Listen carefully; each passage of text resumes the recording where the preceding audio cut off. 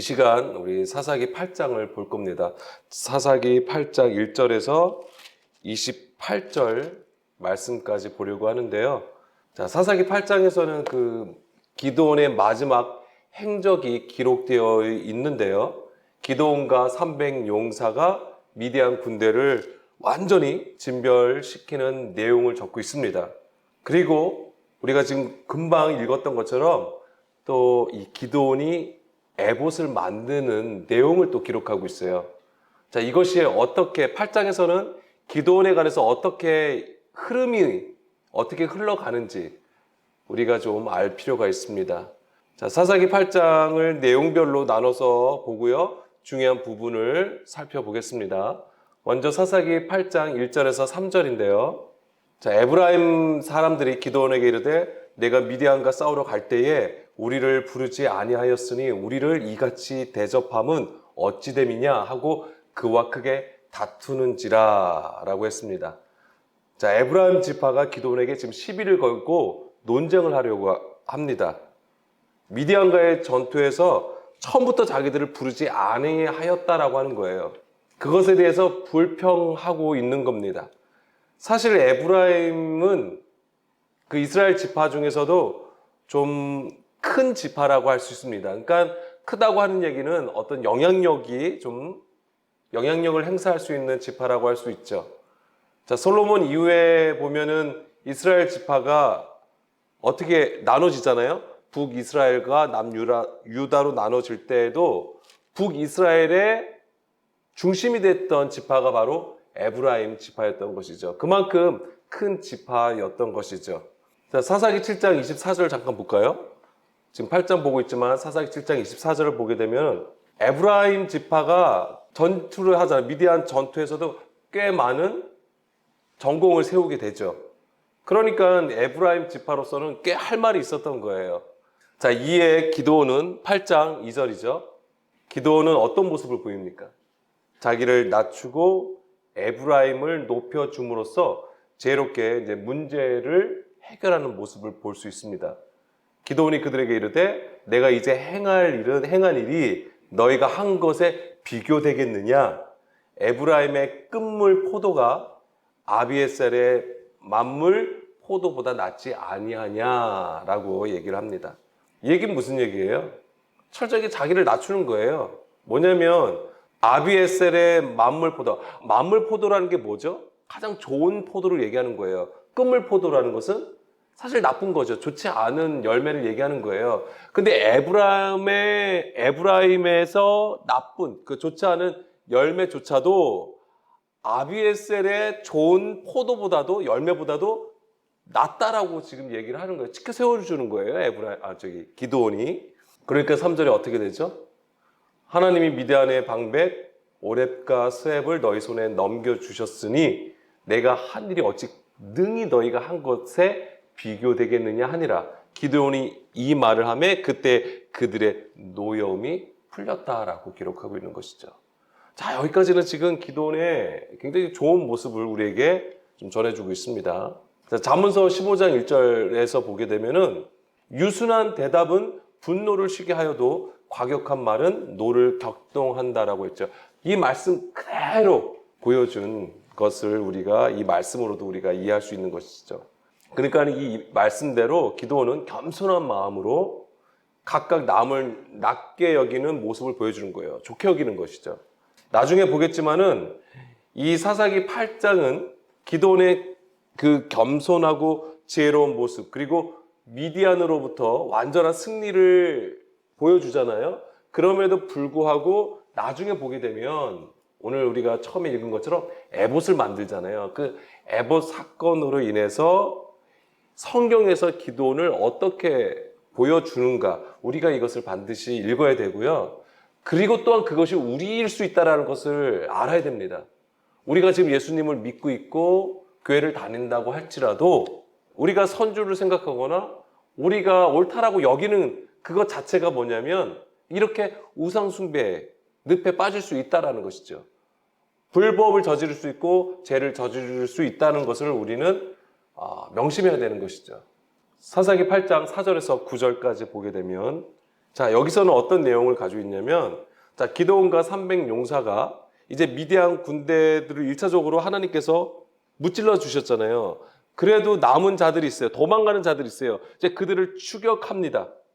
추격할 때에 어디를 들리게 되냐면 숫곳하고 분회일이라는 곳을 들리게 돼요.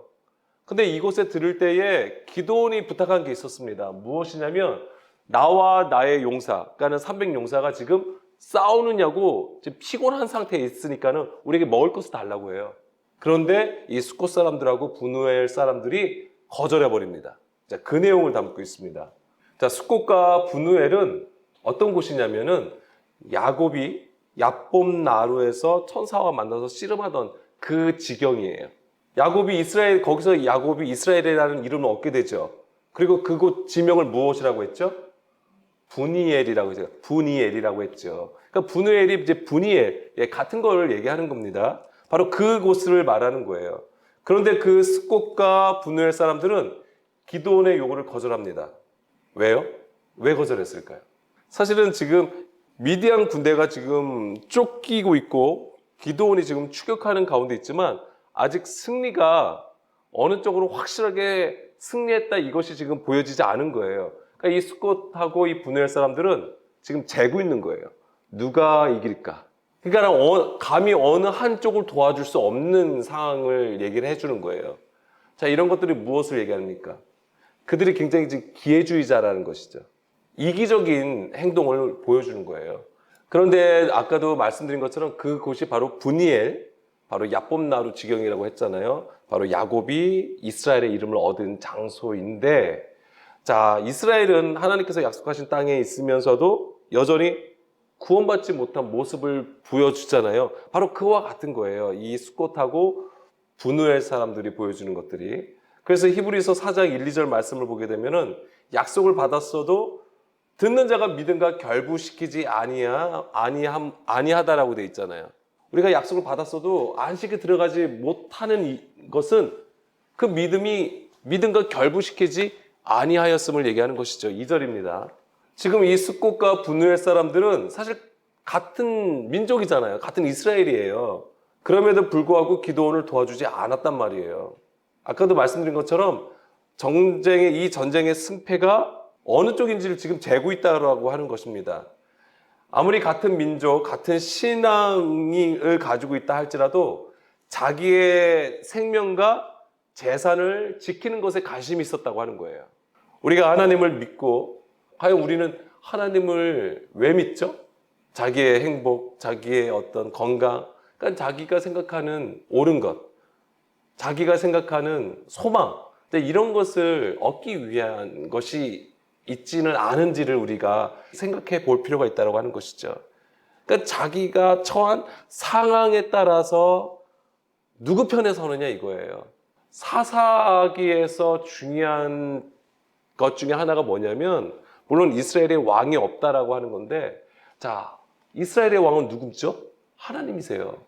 근데 이스라엘의 왕이 없다라는 것은 그들이 하나님을 모르는 것도 있겠지만, 몰랐다라기보다는 그들이 하나님을 어떻게 여겼냐면 바알신을처럼 여겼다고 하는 거예요. 바알신처럼.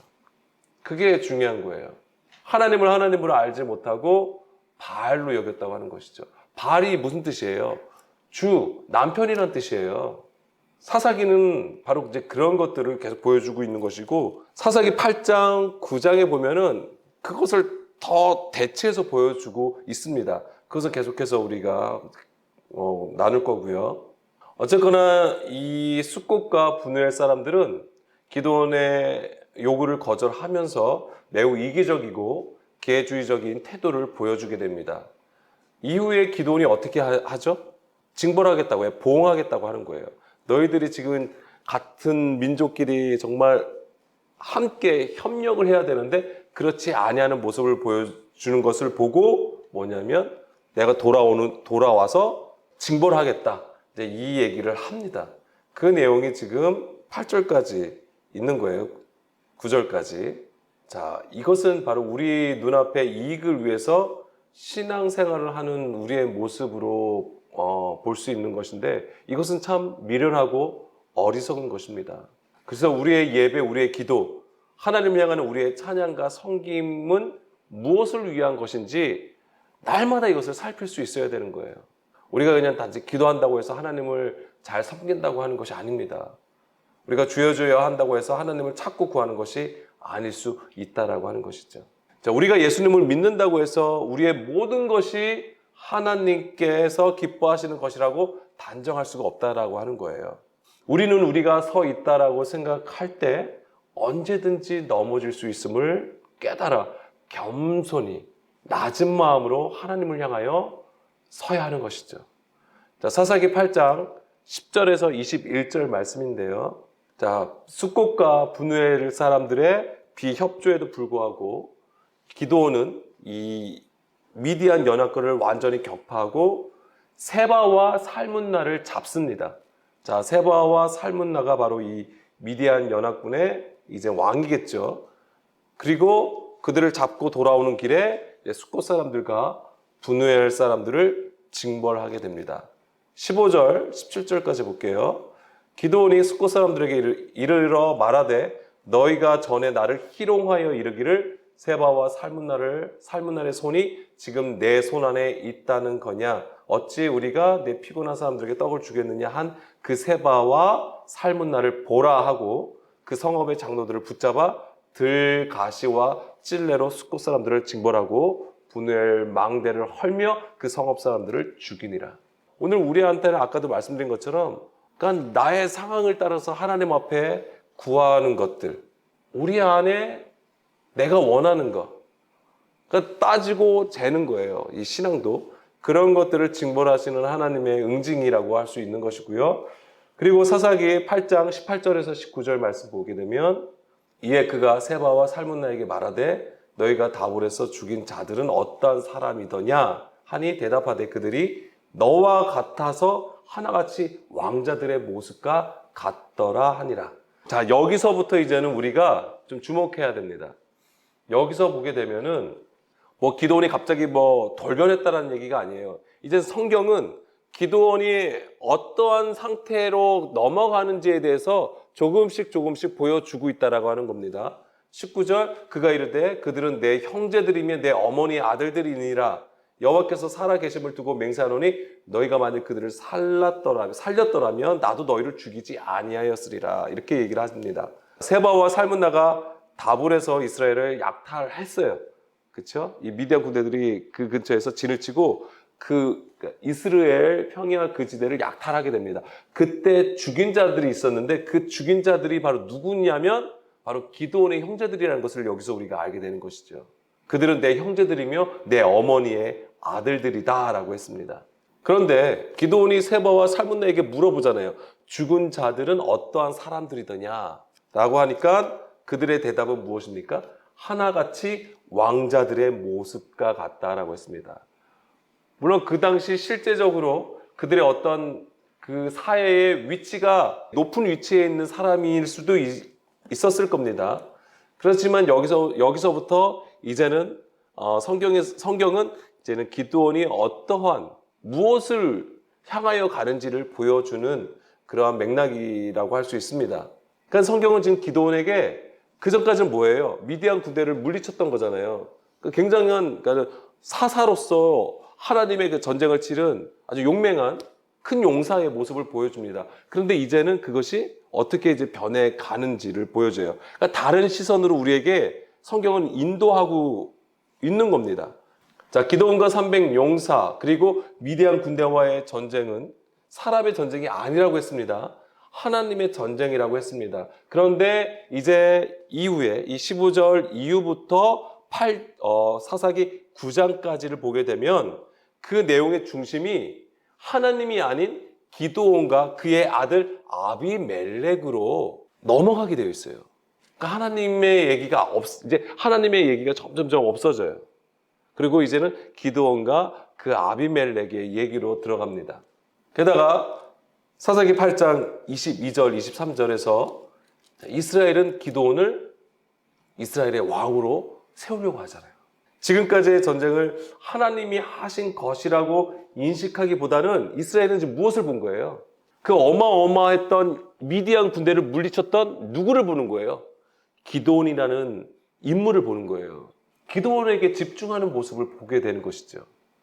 거기서 하나님을 찬양한 게 아니었어요. 진정의 하나님께서 진정으로 이스라엘을 구원하시는 하나님이다라가 아니까 그것이 아니고 기드온을 이스라엘의 왕으로 세우려고 하는 이스라엘의 모습을 보게 되죠. 물론 기드온은 그것을 거절하죠.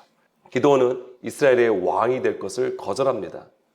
23절 기드온이 그들에게 이르되 내가 너희를 다스리지 아니하겠고 나의 아들도 너희를 다스리지 아니할 것이요 여호와께서 너희를 다스리시리라.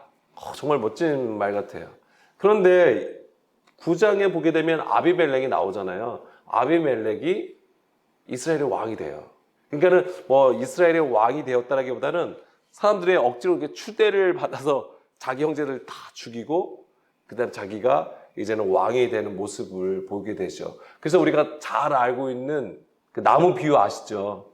예, 무화과 나무, 포도나무, 그다음에 이제 가시나무. 이제 그 얘기가 나오는 거예요.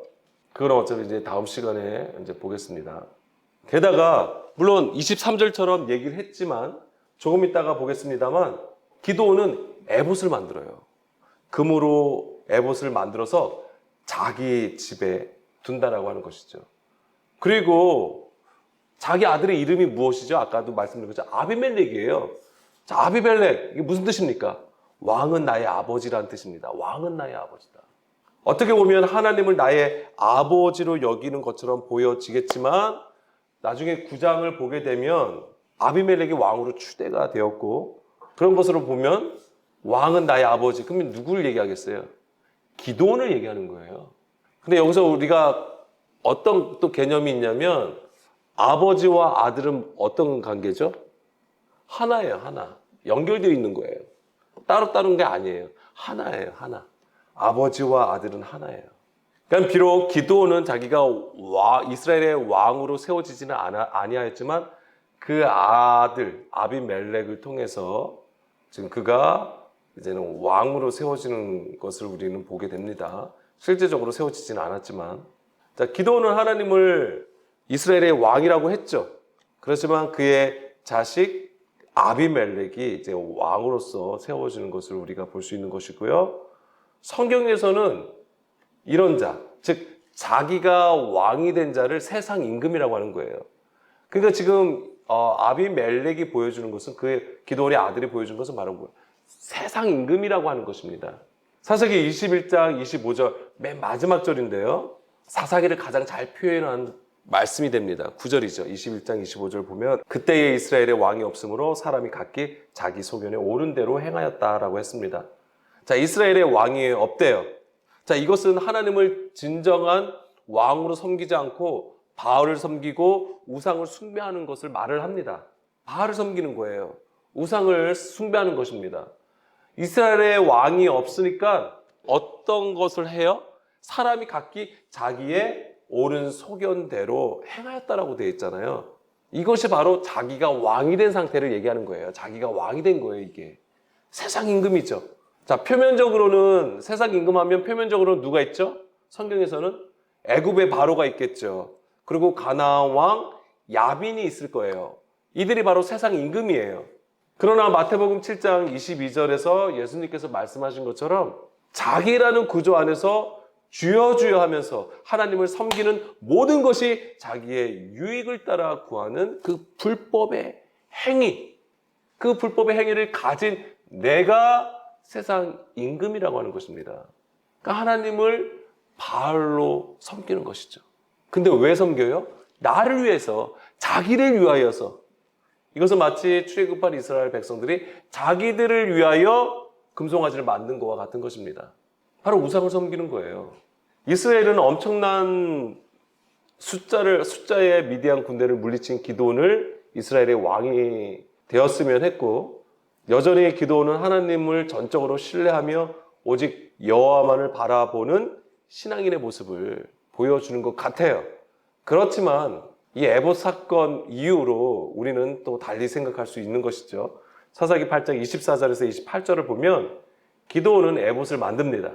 그런데 이것이 우상을 숭배하게 하는 잘못을 범하게 돼요, 이것이. 그래서 보게 되면은 이제는 음란하다는 표현을 쓰고 있죠.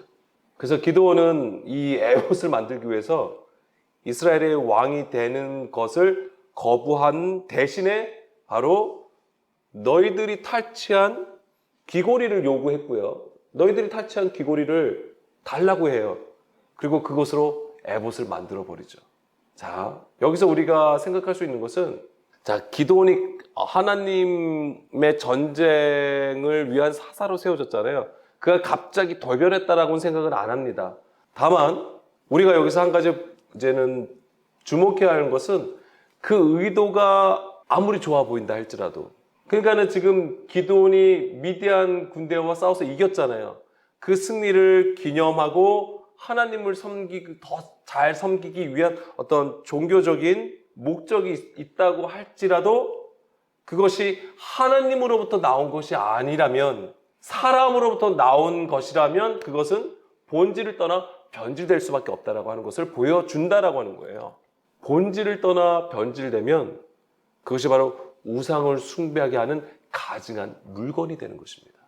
우리는 또 이런 자를 성경에서 보게 되죠. 사울 왕이죠. 정말 하나님께서 이스라엘의 요구대로 왕을 세워주셨는데 사울 왕을 세워주셨습니다. 그는 하나님의 기름 부음을 받은 자예요. 그렇지만 사울 왕은 아말렉을 진멸하라는 하나님의 명령을 듣지 않고 오히려 하나님께 더 좋은 것으로 제사 드리기 위해서 좋은 가축들을 남겨요. 자, 사무엘상 15장 22절 말씀 볼게요. 사무엘이 이르되 여호와께서 번제와 다른 제사를 그의 목소리를 청종하는 것을 좋아하심 같이 좋아하시겠나이까? 순종이 제사보다 낫고 듣는 것이 순양의 기름보다 나으니. 번제, 다른 제사, 그 다음에 순양의 기름, 다 무엇입니까? 하나님을 섬기는 모습이에요. 이것도 하나님을 섬기는 거예요. 그 말씀을 따라서. 근데 뭐예요? 이거는 보여지는 것이에요. 보여지는 거. 보여지는 섬김을 얘기하는 거예요. 하나님은 우리에게 무엇을 말씀하냐? 순종을 말씀하시는데 그 순종이 무엇입니까? 듣는 것이에요. 그 듣는 것은 내가 옳다라고 여기는 것을 말하는 게 아니에요. 하나님께서 우리에게 그 말씀하여 주셨는데 그 말씀 안에 그 영, 그 생명, 그것으로 우리가 살아가는 것을 얘기하는 겁니다. 23절 보면 이는 거역하는 것은 점치는 재와 같고 완고한 것은 사시는 우상에게 절하는 재와 같다라고 했잖아요. 하나님의 말씀을 듣지 않는 걸 얘기하는 거예요. 하나님의 말씀을 듣지 않는 것이 무엇과 같다? 점치는 재와 같고 완고한 것은 사시는 우상에게 절하는 재와 같다라고 하는 것입니다. 자기가 보기에 좋은 것으로 행하는 것이 아무리 좋다 할지라도 하나님 보시기에는 그것이 점치는 것과 같고 우상에게 절하는 것과 같다라고 말씀하시는 겁니다. 그러면서 뭐라고 말씀하셨습니까? 23절에 여호와의 말씀을 버렸으므로, 왕이 여호와의 말씀을 버렸으므로. 자, 버리다, 마스라고 되어 있습니다. 이것은 뭐냐면 하나님의 말씀을 업신여겼다는 뜻이에요. 경멸히 여겼다는 뜻이에요. 그러니까 이게 뭐냐면 우리가 언제 하나님을 업신여기고 경멸히 여길 수 있을까요? 듣지 않으면 그렇게 되는 거예요. 듣지 않고 나의 옳은 소견대로 행할 때 바로 우리가 하나님을 경멸하게 되는 것입니다. 이런 자는 진정한 왕이 될 수 없는 거죠. 왕은요, 성경에서 왕은 누굽니까? 하나님의 말씀을 듣는 자들이 왕이 되는 것이고요, 신이 되는 거예요. 하나님의 영이 있는 자가 신이고 하나님의 말씀을 듣는 자가 왕이 되는 것입니다. 반대로 자기가 세워지면 세상 임금이 되는 거예요. 가짜 왕이죠. 진짜 왕은 다윗이 그 모델이 되는 거예요. 실제적으로는 우리가 이제 예수 그리스도를 얘기하는 것이지만 다윗을 통해서 우리가 그 모형을 찾게 되는 것이죠. 자, 출애굽기 19장 5절에서 6절 말씀이요. 자, 우리가 왕이 된다니까 또 이상하게 생각하실 것 같아서, 자, 세계가 다 내게 속하였나니 너희가 내 말을 잘 듣고 내 언약을 지키면 너희는 모든 민족 중에서 내 소유가 되겠고 너희가 내게 대하여 제사장 나라가 되며 거룩한 백성이 되리라. 이거잖아요. 제사장 나라와 거룩한 백성. 이거 출애굽한 이스라엘에게 하신 말씀이잖아요. 그런데 단 조건이 있습니다. 뭐예요? 내 말을 듣고 내 언약을 지킬 때 그렇다라고 하는 거예요. 이 드림이 있어야 되는 거예요. 그래서 우리가 언약 안에 있어야 되는 것이죠. 언약 백성으로 살아갈 때에 바로 하나님께서 그렇게 인정하시겠다라고 하시는 겁니다. 하나님의 소유로 삼으시겠다고 하시는 거죠. 그냥 우리가 예수님 믿고 주여 주여 한다고 해서 하나님의 세굴라가 되는 게 아니라고 하는 것입니다. 그리고 베드로전서에도 분명 그 얘기가 있잖아요. 우리는 예수 그리스도를 통해서 뭐예요? 택하신 족속이요. 왕 같은 제사장이라고 했어요. 그리고 거룩한 나라요. 그의 소유가 된 백성이다. 근데 이거를 누구를 통해서 반드시 이루어지냐면 예수 그리스도를 통해서 이루어진다라고 하는 겁니다. 우리가 그리스도와 함께 십자가에 못 박히고 그리스도께서 내 안에 사실 때 그 생명으로 우리가 살아갈 때에 하나님께서 왕 같은 제사장으로 거룩한 나라로 하나님의 세굴라로 하나님의 택함 받은 자기 백성으로 삼으시겠다고 하시는 것이죠. 사사기 8장 27절입니다. 기드온이 그 금으로 에봇 하나를 만들어 자기의 성읍 오브라에 두었더니 이게 문제예요. 에봇은 누가 입는 것이죠? 출애굽기 28장에 보게 되면 하나님께서 명령하시죠.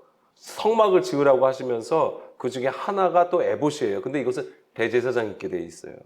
어디에서? 성막에서 하나님을 섬길 때 이걸 입어야 되는 거예요. 이걸 자기 집에다 두는 게 아니에요.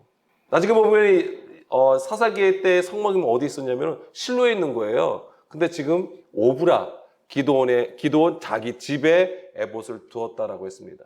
그리고 온 이스라엘이 그것을 음란하게 위하였다라고 되어 있잖아요. 이 얘기가 뭐예요? 우상숭배했다는 얘기죠. 성경에서 음란이라는 것은 우상숭배를 얘기하는 거예요. 그러니까 이스라엘 백성들이 성막을 향하여 하나님을 향하여 서야 되는데 지금 어디를 향하여 서게 되어 있는 거예요? 기드온의 집. 왜? 거기 에봇이 있으니까. 성경은 그것을 음란하다라고 얘기를 하고 있는 겁니다. 에봇이 성막에 있지 않냐고 기드온 집에 있으니까 자연스럽게 사람들의 시선은 사람들의 마음은 바로 이 기드온을 향하여 서게 되어 있던 거예요. 이것이 바로 하나님 앞에 죄가 되는 것이고 범죄가 되는 것이죠. 이것이 바로 예수님 당시에 바로 유대교회의 구조라고 할 수 있는 것이죠. 마태복음 15장 8절에서 9절이요. 이 백성의 입술로는 나를 공경하되 마음은 내게서 멀도다. 자, 이것이 아까 좋은 목적, 종교적인 어떤 목적을 가지고 에봇을 만들었다 할지라도 그것은 뭐예요? 자기 집에 두었다는 얘기는 사람의 계명으로 교훈하는 상태를 얘기하는 거예요. 그러니까 하나님을 섬기는 게 아니라 헛되이 경배하게 되는 것이죠. 이것이 바로 우상숭배예요. 헛된 경배. 이것이 우상이잖아요. 공허한 것. 자, 우리가 또 한 가지 보게 될 것은 이스라엘 백성들이 애굽에서 나올 때에 많은 예물들을 가지고 나왔습니다. 금은, 놋 등 많은 예물을 가지고 나왔잖아요. 하나님은 그것을 가지고 성막을 만들라고 하세요. 그렇죠? 모세를 통하여 하나님께서 성막의 모양, 식양을 주셨어요. 그리고 누가 만들었죠? 성령 충만한 자들이 그것을 만들었단 말이에요. 그런데 이스라엘이 이 예물을 가지고 엉뚱한 것을 만들어버려요. 뭐죠? 금송아지를 만들어버리잖아요. 그러면 그 금송아지하고 기드온이 만든 에봇하고 뭐가 달라요? 같다라고 하는 거예요. 이스라엘이 뭐라고 했습니까? 그 금송아지를 보고 뭐라고 했어요? 우리를 인도할 하나님이라고 했단 말이에요. 기드온이 미디안 군대의 승리를 기념하고 어떤 종교적인 목적을 가지고 에봇을 만들었다 할지라도 그것은 하나님의 본질, 그 말씀에서 떠나 변질된 것을 보여주는 겁니다. 자, 우리 안은 어떨까요? 우리는 어떨까요? 우리가 하나님의 말씀을 가지고 있다고 할지라도 과연 그 말씀을 따라서 진정한 그 들음, 예수님께 바울이 얘기했던 그 믿음으로 우리가 들어서 과연 그 본질로 행하고 있는지 우리 스스로 생각해보고 고민하고 또 하나님 앞에 엎드려야 되는 겁니다. 이 시간 우리 함께 기도하겠습니다.